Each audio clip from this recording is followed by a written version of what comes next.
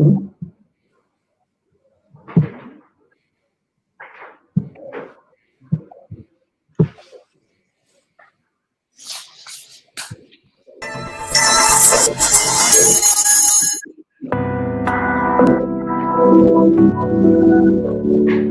daily life is in the process of undergoing what amounts to an evolutionary transition. New technologies that are appearing one after another are having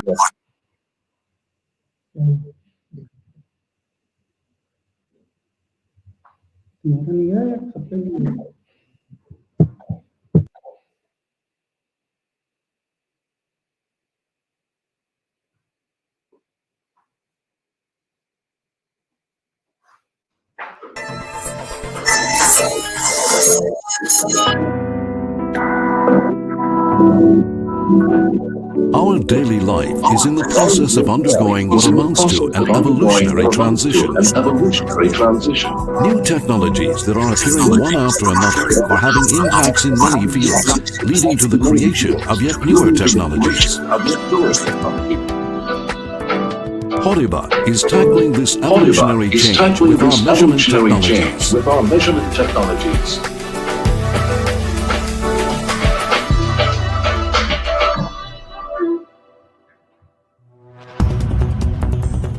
A paradigm shift has started. Electric and autonomous vehicles will be major players in enabling next-generation mobility. Connected technology will be used to connect vehicles and society. Environmental issues are being addressed on a global scale. The semiconductor industry is constantly generating technological innovations. Active research is being conducted in the biotechnology and healthcare fields to improve human health and life. Analytical and measurement technologies are supporting the continuing progress of our society and industries. The HORIBA Group is a comprehensive manufacturer of analytical and measuring instruments. We work in a broad range of business fields, including the automotive measurement, processing and environmental, medical, semiconductor and scientific fields. We are expanding our possibilities even further by maximizing the synergies between our various business areas. Our product and application development is conducted across different fields to provide wide-ranging solutions that satisfy the needs of our customers in a timely fashion. Furthermore, we conduct research and development and manufacturing activities in many locations in Asia, Europe, and the Americas. We have recently started building a new center in China, where we will undertake everything from developing applications and manufacturing products to providing services from a single location. HORIBA's network is always expanding. In addition to R&D, all manufacturing processes, material procurement, assembly, inspection, and shipping are consolidated in our own plants. This enables us to develop and provide high-quality products with a short lead time.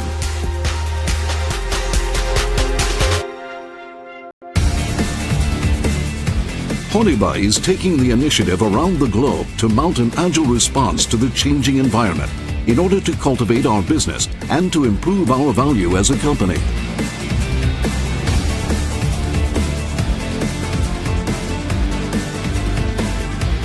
We opened the Reno Technology Center in the U.S. to enhance our development activities in the semiconductor field. Moreover, we are making contributions to society in areas outside our own areas of business as a leading corporation in the analytical and measuring instrument field.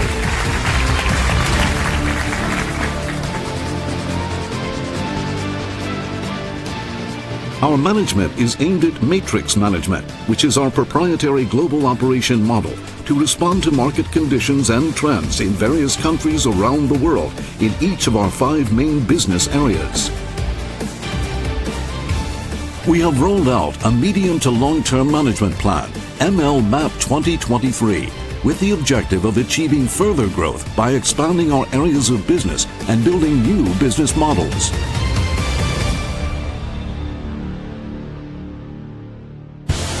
The falcon is our symbol of ML MAP. The falcon is a bird that takes aim at its target from a viewpoint high in the sky and then swoops down to achieve these targets swiftly and precisely.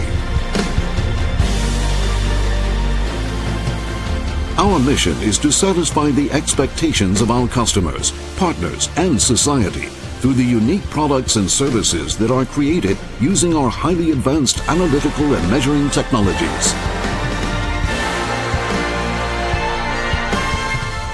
We would like to convey to the world the joy of understanding through measuring. HORIBA's technologies are shining a bright light on the future that is yet to be born.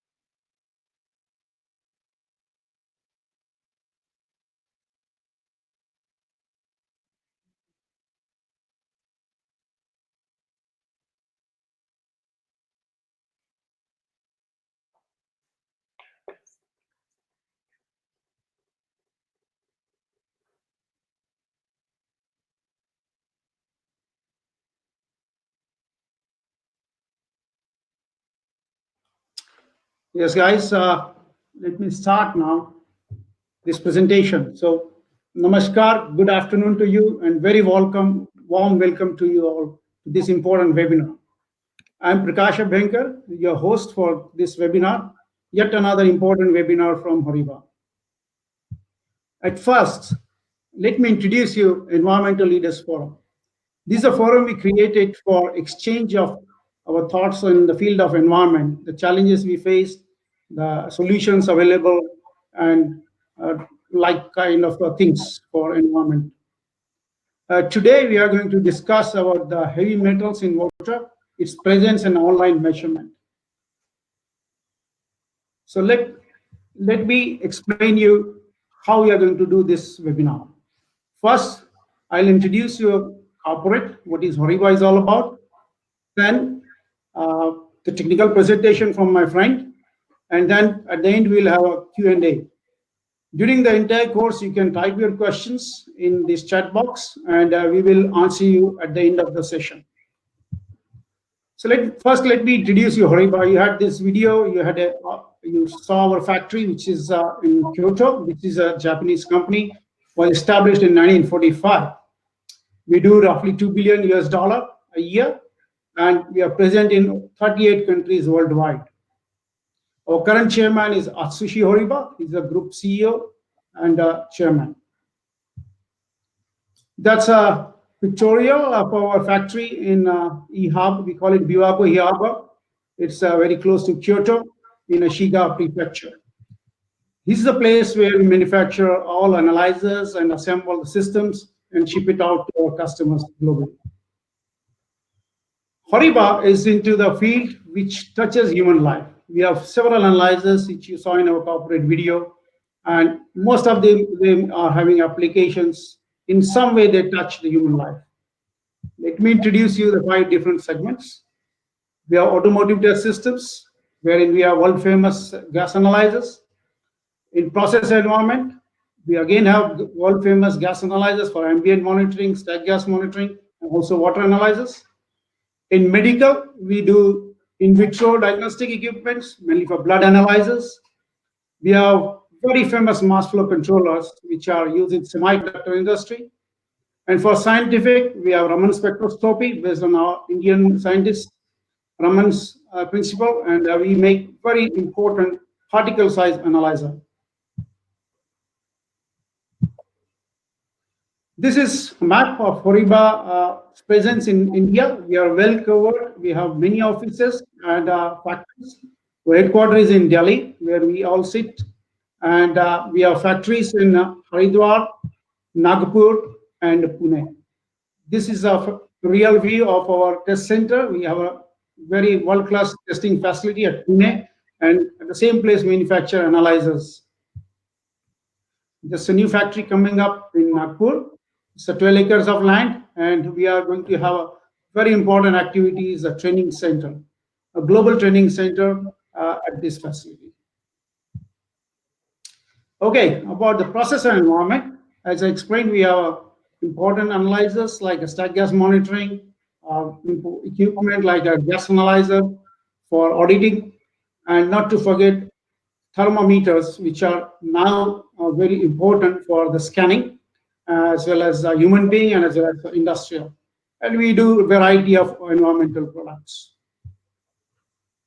Not getting late on today's important thing, which is our partnership with SEIBOLD.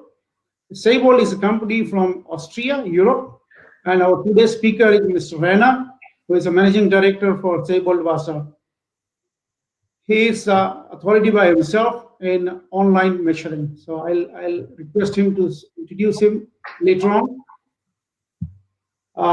So let's come to heavy metal in water and why we need to measure them. We all know most of our surface water is contaminated. The heavy metals, they really throw a big medical challenge, the health hazard.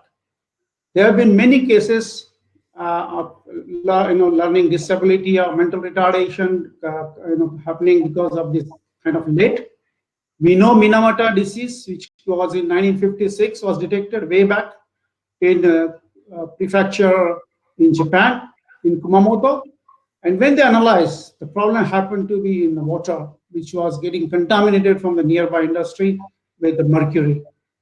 So then all globally it becomes a very sensitive topic to measure these heavy metals. India is not far behind. CPCB introduced guidelines, second guidelines rather in 2018, and they prescribed limit for measurement of these heavy metals. Similarly, this was for effluent water, and BIS made limits for the drinking water. So in both cases, the drinking water as well as the effluent water, we need to measure these heavy metals. We have been conducting many studies in India. This is one of the study we picked up is from NIRI, and they found out that the Thane Creek water is so contaminated. Look at the limits on the left and look at the data they got on this. Similarly, Yamuna, which is at Wazirabad, that's the entry point of Yamuna into Delhi, and you see what is the concentration, like lead is 930 against drinking water limit is 50, and in India, many people drink water directly from the river. So it's a real health hazard. Then CWC conducted many studies and they found out most of the Indian rivers are contaminated, and this contamination is also getting into the groundwater, and all our river wells or the surface water is contaminated. Now, what is the solution? First is to make a precise measurement. Measurement in real time, if it is done correctly, then only we can solve the problem by some engineering solution. Not taking more time from here, I would request our speaker to take over and explain what SEIBOLD HORIBA can do to address this measurement needs and what solutions we can bring on forward. Bernert, I request you to take it over from here. Thank you, Mr. Prakash, for this introduction. About myself, I'm a managing director of the company, and I have a technical background, so what we are doing in the last couple of years is to focusing the company more and more on online measurements of heavy metals in water. SEIBOLD itself is an Austrian-based company close to Vienna, as a suburb of Vienna, and we're focusing on the complete research, development, design of online analyzers for heavy metals in water. The partnership with India, we are very proud and very happy with it, because a partnership will work when you have a lot of good people on both sides. And we have seen in a couple of projects that we fit perfect together. So we're happy about this cooperation. And we're focusing on knowledge transfer, training, and also selling our analyzers. When we talk about heavy metals in water, we talk about toxicity of heavy metals in water. And here is a list of some of the most toxic heavy metals in water, which can cause harm to animals and humans. But as it is always, it's a matter of the dose. So, and to have the dose, you have to measure the heavy metals in water. I will not focus too much on how it harms the life and the people. You will have a lot of research of the WHO and the EPA, and they will show the effects of toxicity of heavy metals in water. If we talk about online measurements, maybe we will understood better if we compare to laboratory measurements. Laboratory measurements are well known. There is a laboratory. This is a facility which is stuffed with chemists, highly professional, and have all the tools to make good measurement results. They can also, while they do a measurement, they will also observe the process of a measurement and can then guide while they're measuring to get the best results. Also can do a lot of preparation, sample preparation steps to get the best measurement results. Of course, they have two problem areas. The first is the timing. Between the sampling and the measurement, there will be some time lag. And this time lag may interfere with measurement results, with quality of measurement results.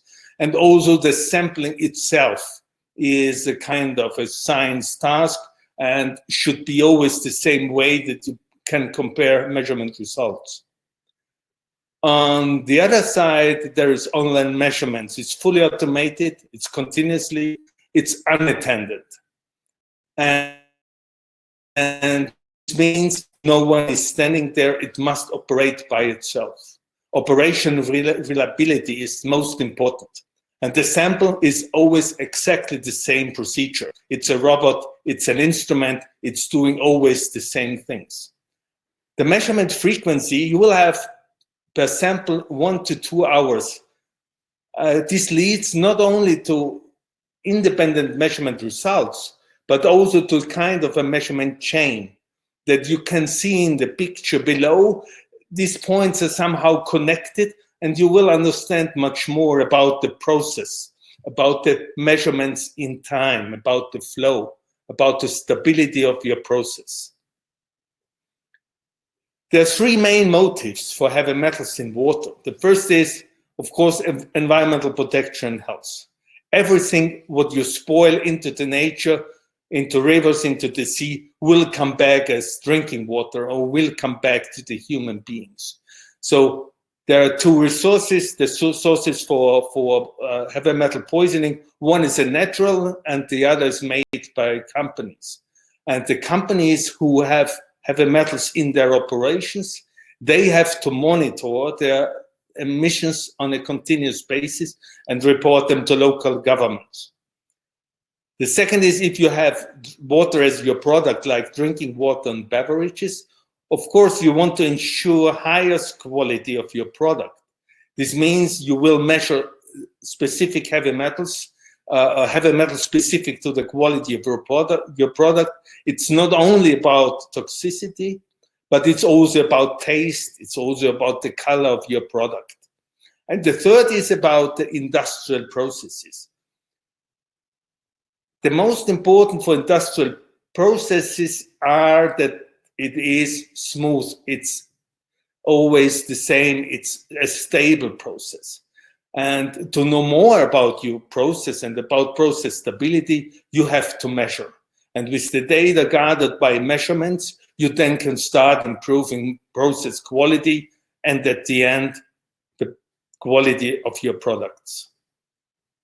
Emissions control in Europe is on one side framed by the European Commissions. There is a directive 2010 75 EU, and in this directive they stated 5 points. The first point is they have an integrated approach. It means that it's not only about water emissions or air, it's also about noise. It's also about how you use raw resources. It's also how you handle the power consumption. So it's about the complete picture of being a good or a company taking care of resources. The second point, and this is the most important for us, you have to use the best technologies available, the best techniques available, the best procedures available to handle raw resources and to handle your emissions. Of course, there's some flexibility. In some areas, it would not be possible to get to these goals in one step. It may take longer time, or in some industries, they will lag a little bit behind your goals. But nevertheless, the goals are fixed, but flexibility is also there. Of course, you have to inspect the measurements. You have to inspect the companies if they follow the rules. The last point is about it's an open source. It's open for everyone to know what are the initiatives, what are the companies doing, what are the results of their doings. So it is not hidden. It's open for everyone, and the public has the right to get information about the procedures. Every country has then bring these directives into law by themselves. And they have a specific time period, but then it must be in the law of each and every country. In the lower part, you will see that in this directive, they also state which elements you have to measure on a continuous basis. This doesn't mean that this is a complete list. This is a minimum list.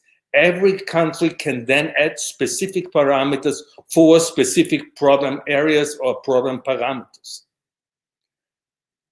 This is what they should do, and the European norm, the EN 17075, states and defines how you should do this, how you should measure, how often you should measure, what are the technologies available, how you should sample, how you should calibrate, how you should reference your measurements. All this stuff is defined in this European norm. So the company are guided to be more economic friendly.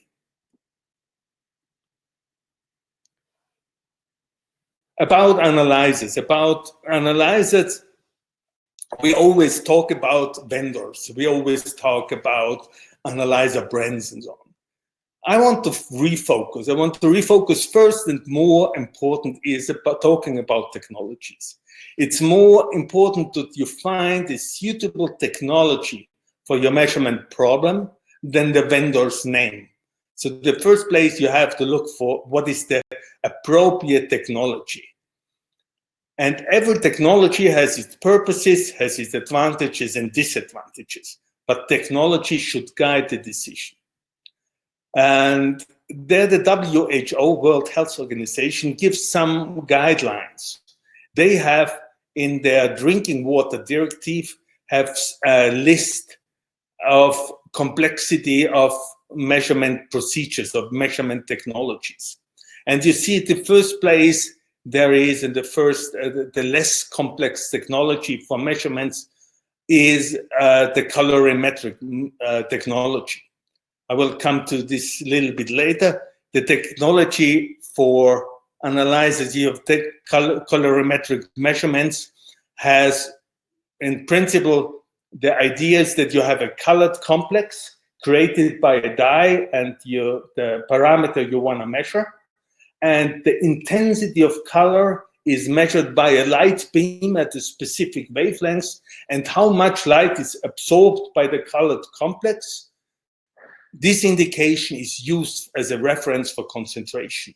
So the relation between blocked light or absorbance and the concentration is direct proportional and defined by Lambert's law, and works since more than 100 years very, very nicely. Other advantages of colorimetric measurements is you have a high resolution. Resolution means the number of points you can resolve in a given measurement range. High resolution leads to higher precision, and higher precision may lead to higher accuracy. Of course, you also have to think about the signal to noise ratio, but in general, the general rule is that if you have a high resolution, it might lead, or it should lead, to high accuracy. A big advantage of colorimetric measurements is the very low detection limit. We measure well below 1 ppb, for example, for chromium, mercury, arsenic. And this, for these measurements, we measure in the very low ppb range. Also with colorimetric measurements, you can think about this, that you get much more information, much more than only absorbance of the color complex. You also follow the complete measurement cycle by the photometer, and you also can tell about the speed of complexation. And the speed of complexation is also forced by the concentration. So you can use a lot of additional data to make your measurements more accurate. Measurement diagram. You have two solutions. One is the dye, I explained. The other solution is the buffer solution. Buffer solution makes mainly two things. The first, it buffers the sample to a specific pH range where you have the highest peak, the highest absorbance, and so the highest resolution. And the second is you can include masking agents in this buffer solution. Masking agents have the purpose to mask interfering ions so that you really measure copper and nothing else. And first is the sample guided through the system, then buffer and the dye is added. Then there is a waiting time, and then the absorbance is read. You see, the simplicity makes it easy to handle for an online analyzer and very stable in operation.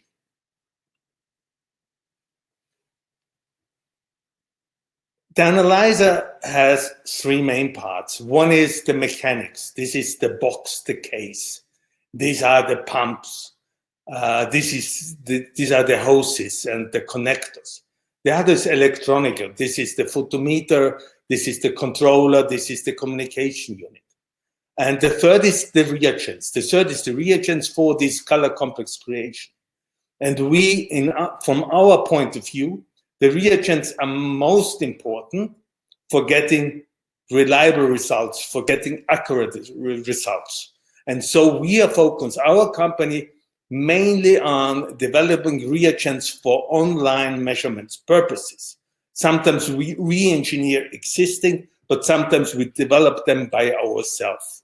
So our company is focused on research and development of reagents for online measurements.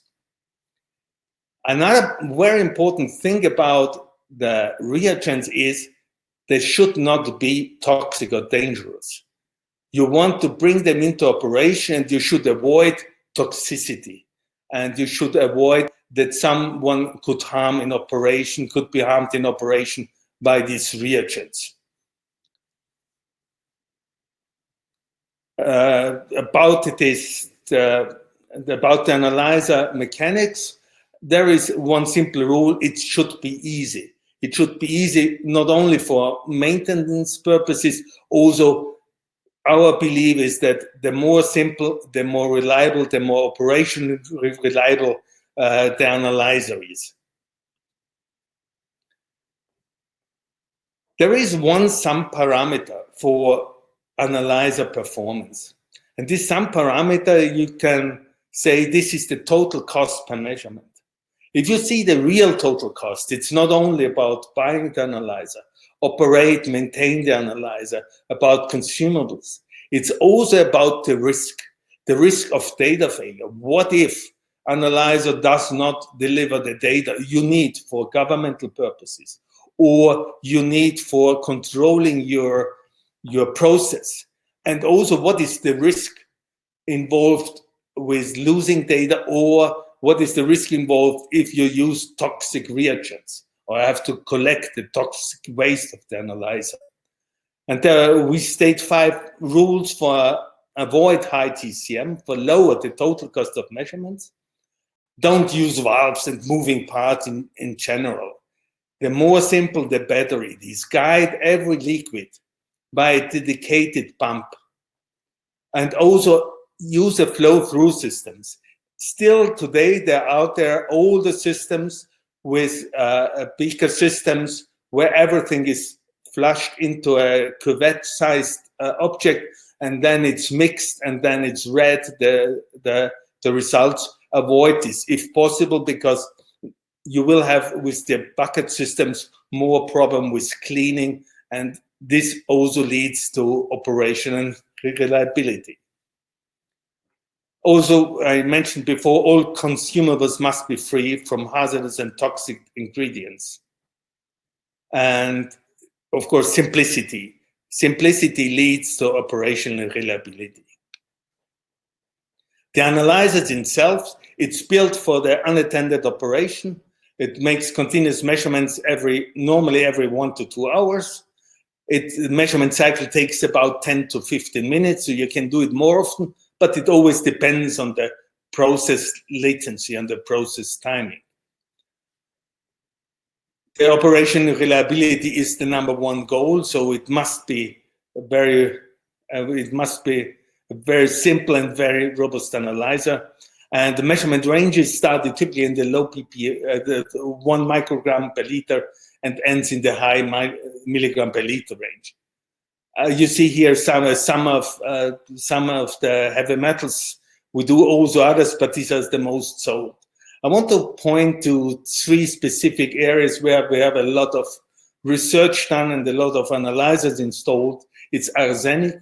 We're the only company at this point in time that can measure directly arsenic without converting to the very toxic arsine.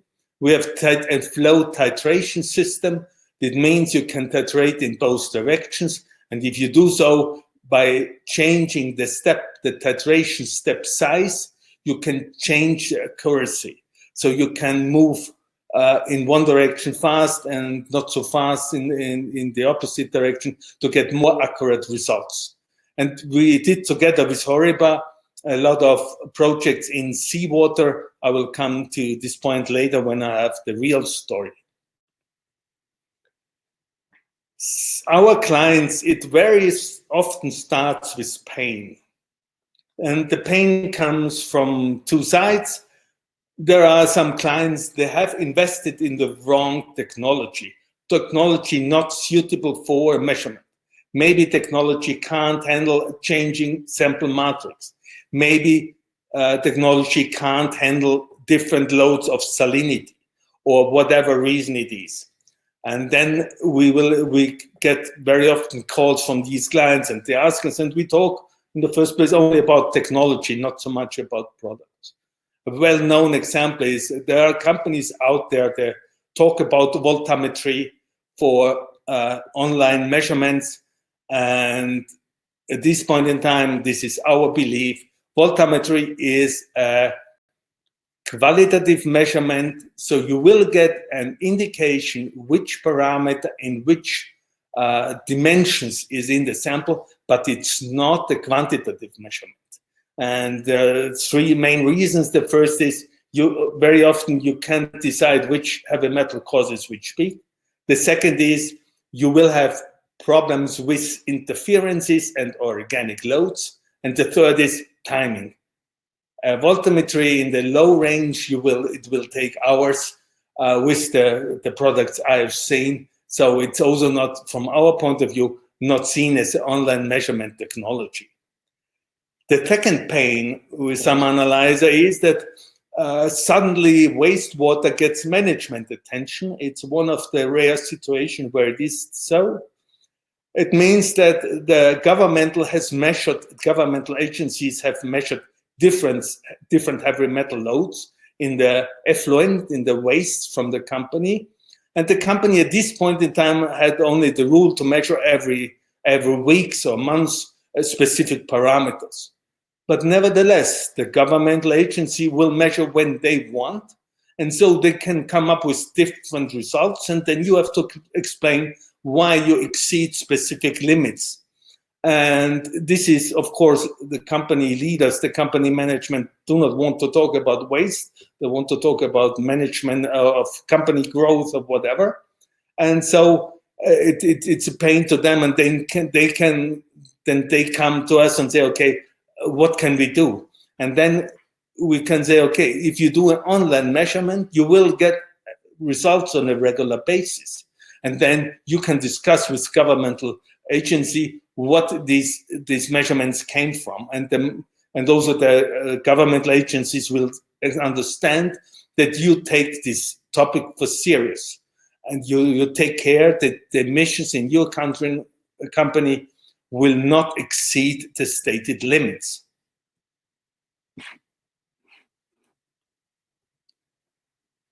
I have now some examples where I want to talk about where we did real measurements. The first is, this is in northern part of China. This is where a lot of power plants are standing, and the power plants are sourced and fired by coke. And there is a coke production nearby, and the coke production means that you might get a high load of cyanide. And this cyanide is treated in special plants where they want to get rid of. Mainly is a biological treatment of cyanide. And there we measure before and after the treatment step to ensure that the quality of water they bring into the nature again does not exceed the limits. The interesting thing there is, or the challenges are, it's really far away. To get there, you have to fly to Harbin, from there the train overnight, and then 4 hours with a bus. So it really takes a long time, and in winter it's very, very cold, and in summer it's very, very hot. So it's not nice to get, and also very expensive. So you must ensure that your analyzer will work. Even it's not the best situation, even it's not the optimum situation there, but the analyzer must deliver data continuously. This is a company, it's an industrial company. There is on the left-hand picture, you will see a treatment street where specific heavy metals are treated, and we measure after the heavy metals have been treated. The challenge there is that you have a changing matrix because different sources deliver to the street. And we started measuring zinc, and then in the meantime we measure different other heavy metals and also tin. Tin measurements is a story in itself, because tin will convert itself with OH bindings, and so you will always measure different kind of tin complexes. And for online measurements, this is always have been a challenge. And we find a way that we measure comparable results. And also one interesting what we learned there in this application, there's a measurement about zinc before, a filter system, a selective filter ion exchanger, and after. So we gave them a lot more information about their filtration, about the quality of their filtering. This is Argentina. Argentina is at the Rio de la Plata. This is the seaside, and there's one river. It's called the Riachuelo. The Riachuelo is known as really very dirty river, and we had the task to measure in this dirty river chromium, and later than lead. And the problem was it was so dirty that it was a turbid sample, but we managed it with a very easy step. And now remember, colorimetric measurement technology has a high resolution. So we use this resolution that we diluted the sample 10 times, and then we can look through the sample. Otherwise, we would have to use a filtration system, and every filtration system adds a lot of additional maintenance and will also affect the quality of measurements afterwards, because you will not have sharp measurements, you will have always a kind of a sum parameter. This is in Russia, drinking water in Russia. This is where we measure iron, manganese, aluminum. We have stations in Moscow, St. Petersburg, Khabarovsk, you name it. And the reason why we got this wonderful contract is, of course, we have a perfect partnership there. But also the reason was that we said to them, we can measure manganese without toxic reagents. And they said, okay, if this is possible, we are fine. And this is the reason why we got this big contract. We measured their iron, manganese, aluminum, always in the range from 0 to 1 or 2 ppm. The challenge is, there was a challenge, and the challenge was that we have learned that even with drinking water, we can have a problem with a clean photometer, clean instrument. And so we developed, together with people from them, a specific cleaning solution. A German client has a high load of arsenic. This is not produced by a company. This is produced by natural sources. This is a specific stone which has a high load of arsenic, or brings a high load of arsenic into the nature. And there's a specific plant only to treat this arsenic. And this is a complete plant with many steps of treatment. First is a biological treatment and then a chemical treatment steps. And we measure from the beginning a load of up to 2.5 milligrams per liter until to the end in the low microgram of arsenic. So we measure the whole process, and they can then see have a lot of information, not only about the outlet, but also about the process quality. This is a client in Asia, it's Indonesia, and we do boiler water there, and we measure the boiler water with copper in the very low range from 1 to 20 microgram per liter. And they asked us if we can measure free and total copper. This is always a discussion about free and total.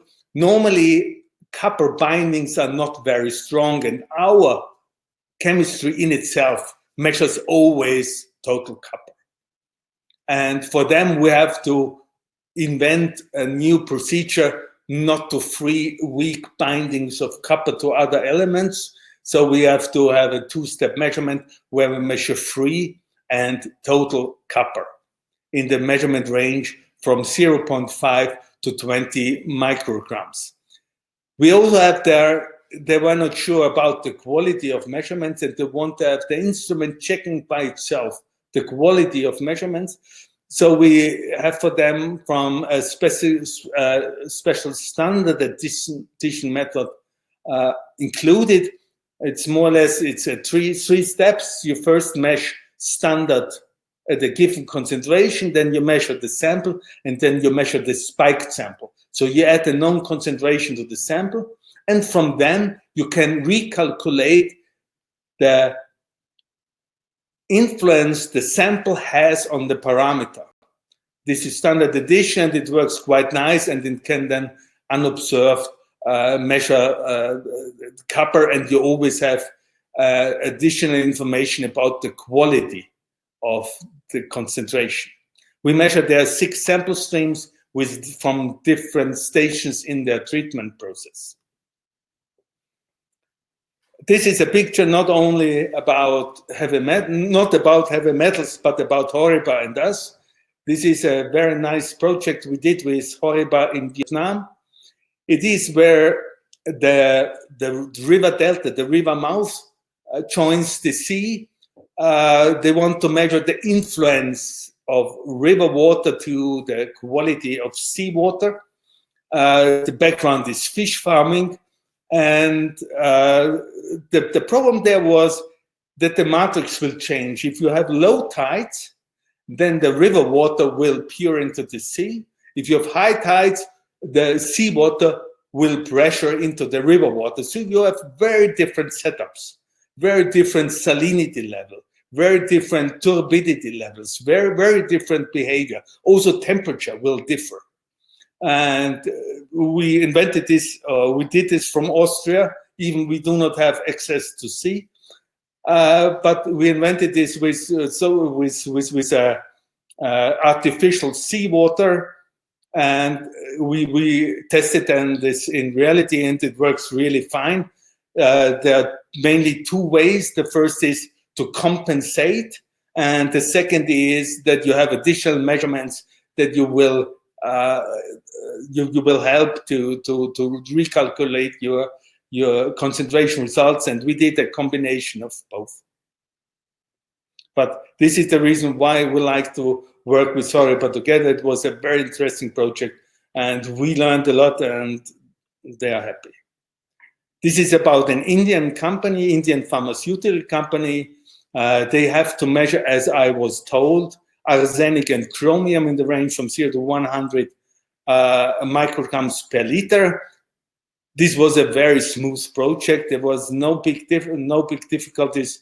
The process water is very, very clean, and the processes are very stable. So it was more or less a great project in India, where we did this measurement, and it works nice. The concentration of arsenic is always in the very low ppb range, microgram per liter range. This is my favorite project, the best at last. This is a project we did in Canada for a mining company. On the left-hand side picture, you see this small pond. This is where we take the sample, and this sample then is measured, and the sample is measured. We have to measure nickel. And there was also the pain I talked about. The pain was that the government controls this company very often and come to the point that they exceed the limits on a regular basis.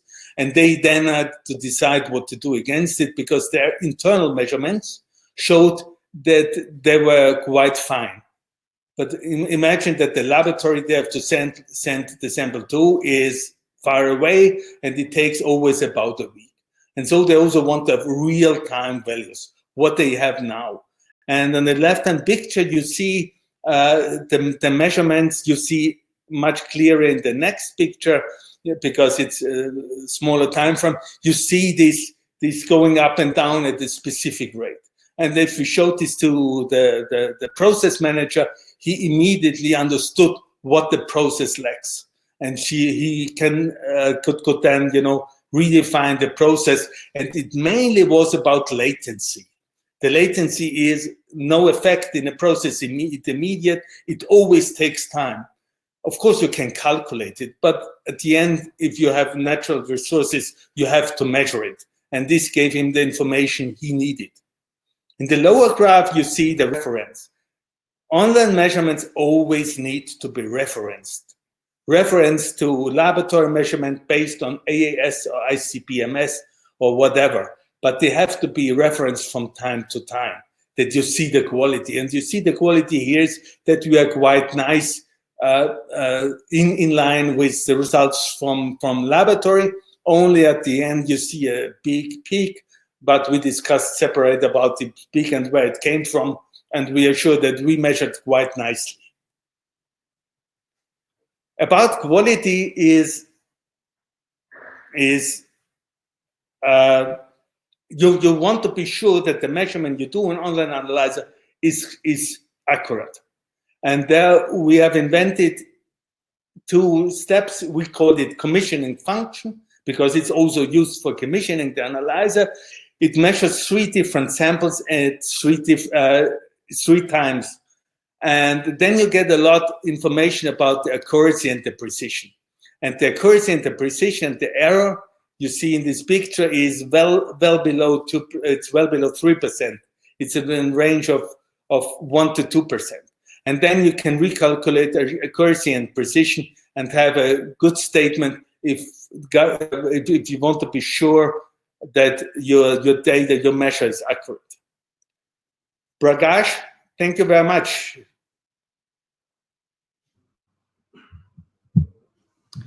Thank you very much, Rainer. It's been a wonderful presentation. Thanks a lot to audience as well. And now we'll take question and answer. So I have a few questions in front of me. Rainer, the first question is from Mr. G. Vijaya Kumar. We require water analysis at outlet of our unit.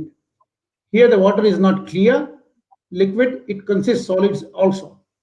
The effluent needs to be analyzed. Will it be possible? If yes, how? Well, it's hard to say. I'm a little bit too far away to make a perfect answer, but I can tell you in general. In general, turbidity and color will influence measurement results. It will limit the resolution. This means in most cases, it's acceptable, but you have to test the real situation. So our approach is that in the first place, we look at measuring without anything and accept the lower resolution, because at the end, the resolution is very high that we can accept a little bit lower resolution.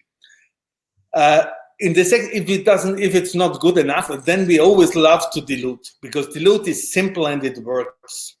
And then we get the color out, we get the turbidity low, as I mentioned in my Argentinian sample. About the solids is not a big problem depending on the size of solids.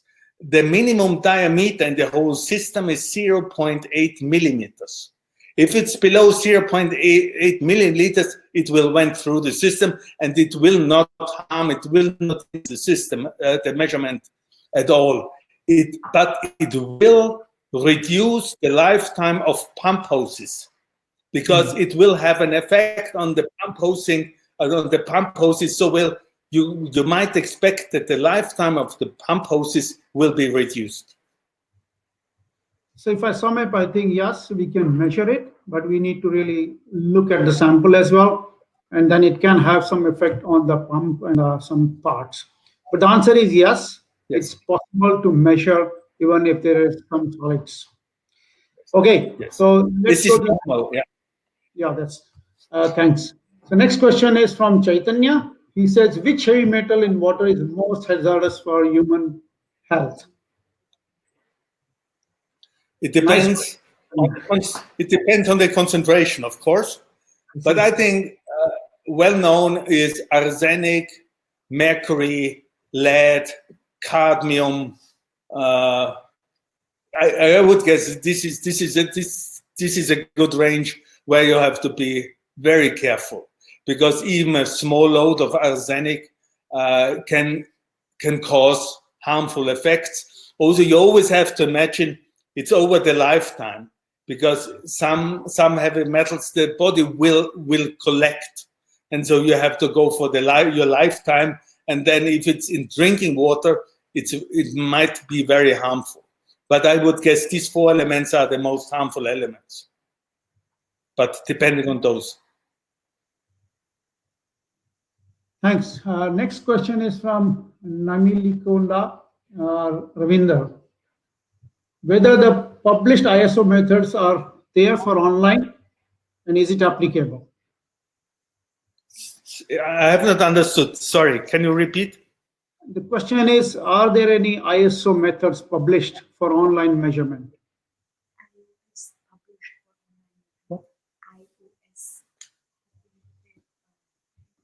What is iOS?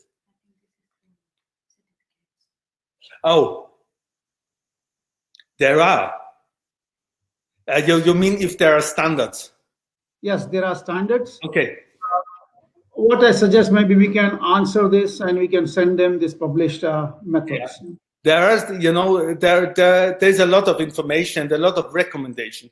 The EPA itself stated for each and every heavy metal and each and every application, what kind of technology is suitable. Yes, there is. And if this gentleman will come to us, we can provide him the source. The next question is from Dr. R.K. Singh. Do we need to do pre-treatment before the measurement of sample? Again, it's hard to say in general terms, but we want to avoid pre-treatment in general because it makes the process much more complex, and complexity will reduce the operational reliability. So what we want to have all measurements without any treatment. It's not possible. For example, if you have arsenic 3 and you want to measure arsenic 5, or you measure both whatsoever, then you have to convert. This is a kind of treatment. But this is done by the analyzer itself. The analyzer has an additional solution which converts arsenic. But it's not a pre-treatment in the case of digestion in the sense of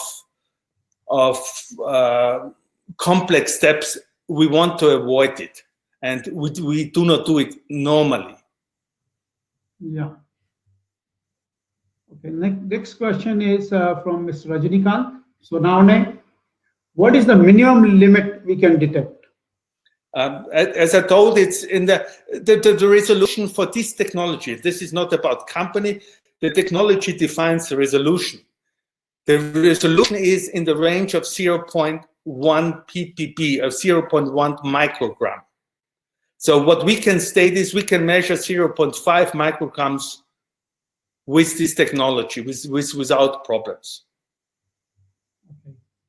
So limit of detection, we state official, it's 1 microgram per liter, but we have seen as I told, in this copper application, there we measure from 0.5 microgram per liter.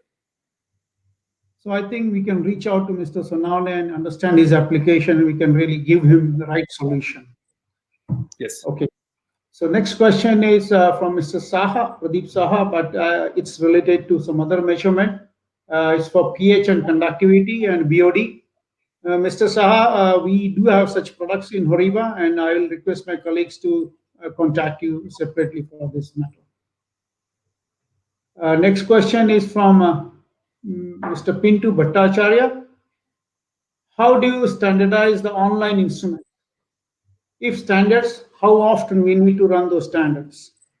I think this is related to calibration. So there's not only calibration. This is a very good question. All questions are very good, but I like this more because I have a good answer to this.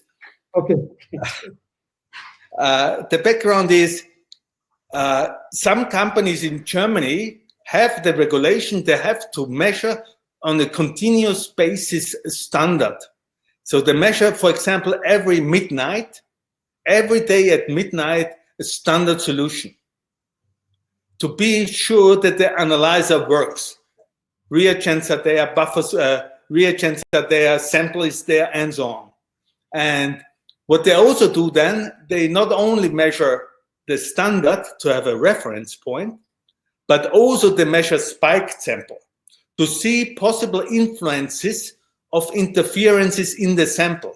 So if they look then at the data, they can really be sure that yes, what we measured is in line and is standardized because it's referenced to standard measurement. So if I understand, there is no frequency as prescribed, but it's up to the customer or the user to decide when he wants to run the standards. As your German customer is running every night. Exactly. Yeah. Exactly. This depends. This depends on the client's need and the quality the client need. Normally, if you mentioned a standard with calibration, we recommend to do a calibration every month. but the technology itself is long-term stable. The technology itself, you will have after years very similar calibration curves. So it will not differ a lot. It's not as an electrode, which changes the profile over time. Excellent. Now the next question is from Mr. Suresh Kumar, and it's a very interesting question because it comes from automotive world. What is the most challenging metal available in water in engine dynamometer coolant conditioning system? If you are familiar with conditioning of our engine dynamometer, in the dynamometer we need to run water to take out the heat generated because of the power absorbed. And I think the question is, what kind of the challenging metal, because it eats away probably the whole mechanism. So, I have not got this question correct, I think. What is the application? This is for the dynamometer cooling. It's a cooling water for a machine, a normal water. I have no experience with it. What I'll do, I will reach out to him, understand, and we can discuss it offline. So yes, I'm sorry. Okay, this week we have one question from Mr. Lakshmi Narayan Gupta. How many standards should be taken for calibration range, and how much gap between two standards? Okay. I hope you understood the question. Yeah, this is, you know, I only understand questions I have a good answers to. Maybe this is my trick, my language trick. But nevertheless, the question is also about quality. But the gentleman is correct that calibration is the key to accurate results, because calibration reference the absorption values we read from the photometer to the concentration values we need. So there's only the calibration. So we talked this internally a lot and said, okay, how many calibration points do you need and what should be the spread? And the first thing is 1 is not enough, 2 is not enough, and 3 is the lower limit. And so we said, okay, we want to have 6 calibration points. With 6 calibration points, you have the following advantages. The first is you can tell a lot about the quality of the analyzer. The second is, even if the curve in the higher range is a little bit flattened, even then you can, with setting the calibration points accordingly, you can follow the curve perfectly. Because it means between each of the 6 points, we have a calibration curve. So it's an analyzer operates with 5 calibration curves, each responsible for a specific measurement range. So it's about the quality. You can tell about the quality of curve. It's about that you can follow the curve. And so it depends where the client wants to measure. Normally, take a measurement range from 0 to 1 milligram per liter, but you know that your measurement will be only the lowest range. This is the total range, but the expected value is 0.1. We have a drinking water client in Germany. They ordered an instrument of 0 to 2.5, but the measurement results is below 100 micrograms per liter. What do you do then? Is then you set the point according to these expected values. And you can set them freely over this complete range. And you know between 2 points, there is a calibration curve and there are many calibration curves. Also, you have to think about the following. The dye itself has a color. Without complexing, has a color. And this color may be a noise to the signal we want to measure. So you want to have the amount of the dye also limited to limit the noise to the signal. So you will have it then in the lower range and will accept, because of not enough dye, that in the higher range from 1 to 2.5 milligrams per liter, you will have a flattening curve. less resolution, but if the expected values and the real values in the low range, it makes absolute sense. So setting the calibration points, you have 6 points to set, is an important task you have to do while setting into operation.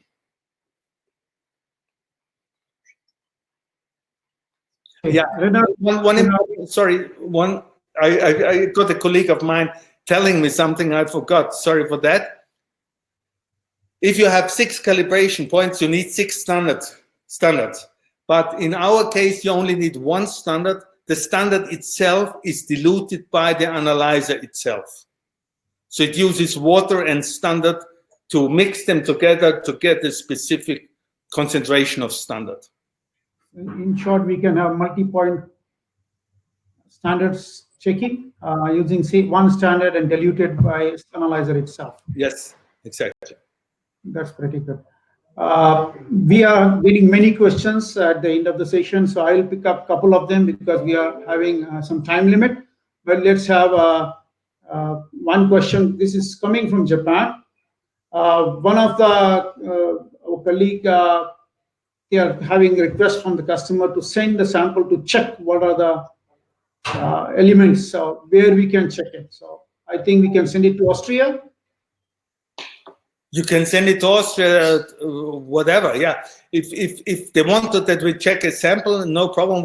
We like to do it, but please always include a complete list of heavy metals in there, because you must understand we have for copper, for example, copper. Copper is our most sold analyzer. We also have a very, very, very large client from South Korea. I have installed our copper analyzers, and we have many different setups for copper measurement, many different buffer solutions, because in the buffer solutions, we can take care about specific sample conditions. To make our life easier, it's always nice if they send a sample, welcome to send a sample, but please include a list of the heavy metals in there.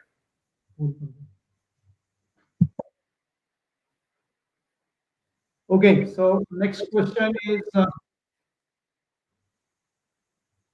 this is from Dr. Mahendra Bharecha. Does the analyzer measure only the dissolved metals in water matrix, or also takes care of metal absorbed on the suspended particles as well? Only dissolved. So only dissolved into the liquid. Yes. Okay. There is one more question from Mr. Gupta. What amount of turbidity and transparency will interfere for metal detection? Sorry, can you repeat? Well, what amount of turbidity and transparency will interfere for metal detection? I don't think that I got the question. I put it the other way around. Will turbidity and transparency will interfere in metal detection? Okay, sorry. What is the limit of that turbidity and transparency? This is what I explained before. It's about, I think it's about the 100 NTU range, or 100, a little bit more, maybe less. But we even can measure with higher turbidity or higher color, whatever. It will reduce the quality of measurement. But given the fact that the resolution is that good, that we can accept sometimes if the resolution is a little bit lower. So sometimes we can stay in the range of 100 or 150 NTUs, turbidity units. This is acceptable. And if it goes higher, as our example is stated in our Argentinian, with our Argentinian client, then it's also a nice idea to make a dilution of the sample to get, less turbidity. So we have a few more questions, but I request all of my audience to write these questions to the address and email given here on the screen, because we are running out of time. And we really love to answer all your queries and questions, but we'll do it offline. And Rainer is always available on phone call or some interaction, so we can always do a special discussion based on your needs. Also, we are very happy to show you this instrument in real operation. We will also come out with some demonstration plan depending on your needs. So I would really thank you all for attending this webinar. I hope you found it interesting. At the same time, I would like to thank Rainer for his time as well. Thank you. So, thank you very much, everybody. And thank you for your participation. Arigato gozaimasu. Bye-bye. Bye-bye.